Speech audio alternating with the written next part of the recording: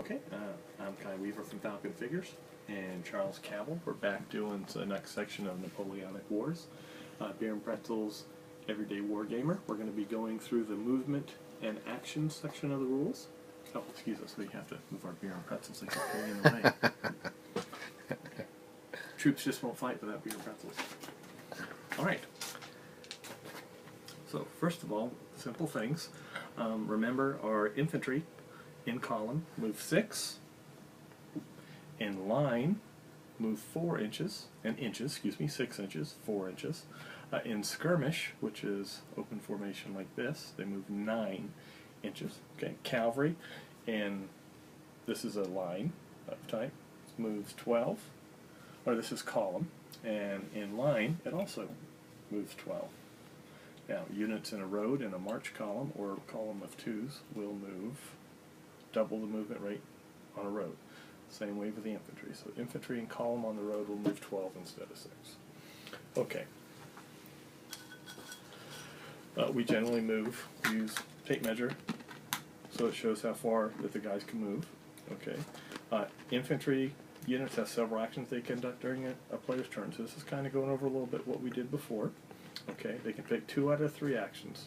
So you can move, change formation, fire. You can do 2 of the 3. Okay. Artillery may not fire and move in the same turn. They may change formation, limber or unlimber, and move within a game turn, or change formation and fire. Artillery can either be foot or horse artillery, but in the Napoleonic version there's no stipulation between the two. Limbered artillery moves 9 inches. That's artillery that is being moved. It has to be limbered to be moved. Unlimbered artillery is immobile. It gets to fire 18 or 6 for canister. Canisters are little balls. It fires. We'll be discussing that in the shooting phase. Okay. Infantry fires 6 inches all the time. There's no stipulation between different types of infantry. Okay. Other movement rules. Okay. We're going to go over charging right now. Okay.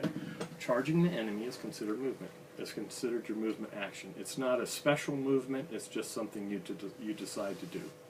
So say this is your column here, and during your turn, say, ooh, I see those guys over there. They're not. They're in column also. So we want to charge them right away before they can get into line and really shoot us up. So, to measure effectiveness of reach an enemy unit during a charge. Now, what's different about a charge? So, in column, I can move 6 inches. Okay. So when you charge somebody, you get 6 inches. But in order to charge somebody, I'll show you from the side here, okay, it says, okay, your movement rate to pass at least half of the way through the defensive unit's closest stand. So your charge, in order to charge, you're 6 inches. You can't, 6 inches to right here isn't good enough. You have to make 6 inches has to reach at least to there or further. So you have to get halfway into the stand that you're charging. That's so I guess you can charge home. You know, you can get all your guys into them instead of just barely getting there. There's no barely getting there. You have to have excess movement halfway through the stand. And you know, gentlemen. So you have to be halfway through the stand to get there. If you have more, that's fine. But you must have at least enough movement to get to this point of the stand. It's not just touching the front. It's to get there to charge home. Okay, the closest stand of the defensive unit. Okay, we also have retrograde movement, and that is movement to the rear. Okay, withdrawing, but still facing the enemy in any formation is done at half the movement allowance. So if I can move 6 in column this way, I can move 3 in column to the rear facing the enemy. Okay, now we have another thing that you can't do it in a lot of rules, but I like that you can do it. Okay, because these groups are really trained. Okay, sliding. Units in line or column may slide to their side at half the allowed movement distance and may still fire in that player's turn. So say, you know, there's some obstacle here. There's some woods right here. Say there's some woods right here, and it's blocking these guys from firing at this unit.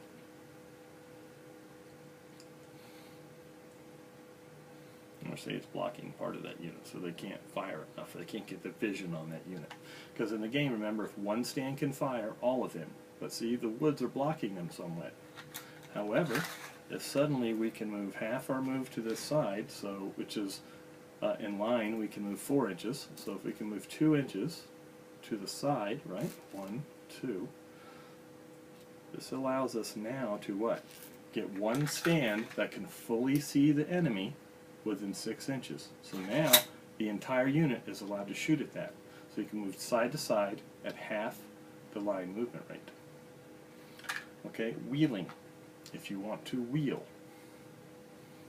Okay, wheeling is done. Wheeling units do so by choosing one fixed point, a pivot point. So you either choose this side or this side to wheel. Okay, and then measure the distance the farthest point from the pivot moves.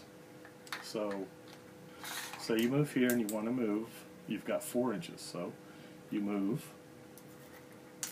He stays still, he moves like this guy can move 4 inches here. That's his 4 inches, and that's how far you got to move.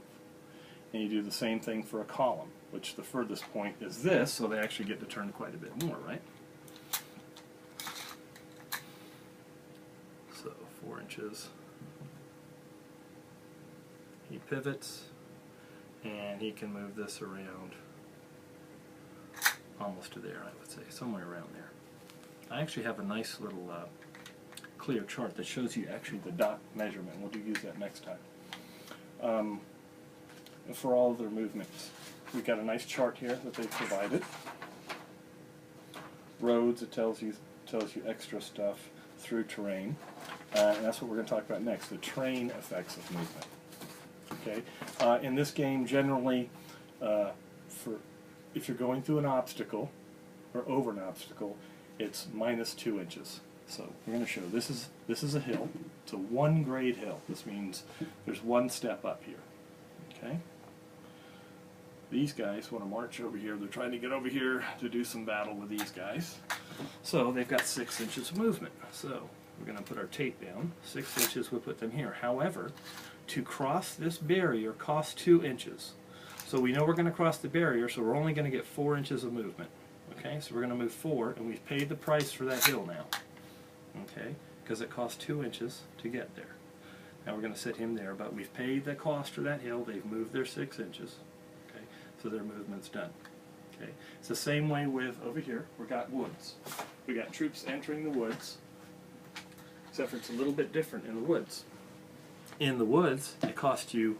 Here's the tree line right here. For every inch you move in the woods, it costs you 2 inches. Okay, so you can only move 6. You would go 3 inches. That's all you can go in the woods in column formation. However, entering a dense terrain feature, you change to skirmish formation. Remember, you get to do 2 things. Change to skirmish formation. And then, skirmishers move how far? 9 inches. So then you would be able to move 9 inches by changing to skirmish formation. Because it's the trees, they just want everyone to flow around. It's a dense formation. Okay, now another thing that cost 2 inches. Here's an example. Alright. Gee, there happens to be a hill on this thing. So now, in order to cross this on this turn, it cost me 2 inches for my unit to cross over that wall. So, instead of 6, I'll be able to move 4 inches. So, cross the wall.